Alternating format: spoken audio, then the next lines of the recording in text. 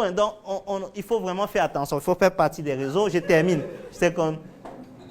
Une autre chose, c'est investir dans les actions. Si vous n'avez pas le temps, vous n'avez pas le goût des risques, essayez d'évaluer des business qui peuvent marcher et injecter des actions. Prenez 5 millions ici, 1 million là-bas, 100 000, 200 000, 300 000, investissez. Vous voyez un business qui tourne, vous êtes sûr des chiffres, vous êtes sûr que la personne peut aller quelque part, investissez.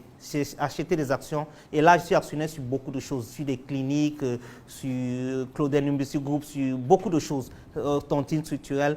Dès que vous avez un peu d'argent, vous investissez là où ça peut marcher. Et bien sûr, il faut être prêt à perdre. Comme je dis, un bon entrepreneur, c'est quelqu'un qui est prêt à perdre. Tout l'argent que j'ai investi, même si l'entreprise coule, moi, je n'ai pas de problème. Je continue à fonctionner. Parce que ce que j'ai investi est mesuré, totalement mesuré. Et bien sûr, quand tu investis, tu ne vas pas dormir à la maison. Parce que ça, c'est une attitude, une mauvaise attitude des investisseurs. Tu investis quelque part, tu ne vas pas dormir, tu crois que l'argent va tourner. Si j'ai investi un certain montant dans une entreprise, j'essaye de faire partie de cette famille-là pour pouvoir booster l'activité, pour pouvoir apporter mon savoir-faire pour que ça marche. Et ça, c'est très important. Parce que si tu investis quelque part et tu pars totalement dormir à la maison tous les 1 an ou bien tous les 6 mois, tu appelles, hey, Claudel, les résultats, c'est comment? Le bénéfice, les dividendes. Je pense qu'un jour, tu auras un arrêt cardiaque. Parce que ça peut énerver même l'entrepreneur, il te dit, combien tu avais donné? J'avais donné 5 millions, il dit que viens prendre 6 millions, fous-moi le camp. Que tu as donné 5 millions, non, viens, je te donne 6 millions, tu fous le camp. Et demain, quand tu vois l'entreprise comme Facebook, tu dis que hey, si j'avais laissé même 1% là-bas, que même 1%, imaginez, parce que Facebook, on voit tous ces grands entrepreneurs-là, hein, ils n'ont pas plus de 30%, aucun d'eux n'a 30% de son, que ce soit Tesla, que ce soit Mark Zuckerberg, que ce soit tous ces riches-là, aucun d'eux. Peut-être d'autres ont les statistiques, mais personne n'a 30% de leur business.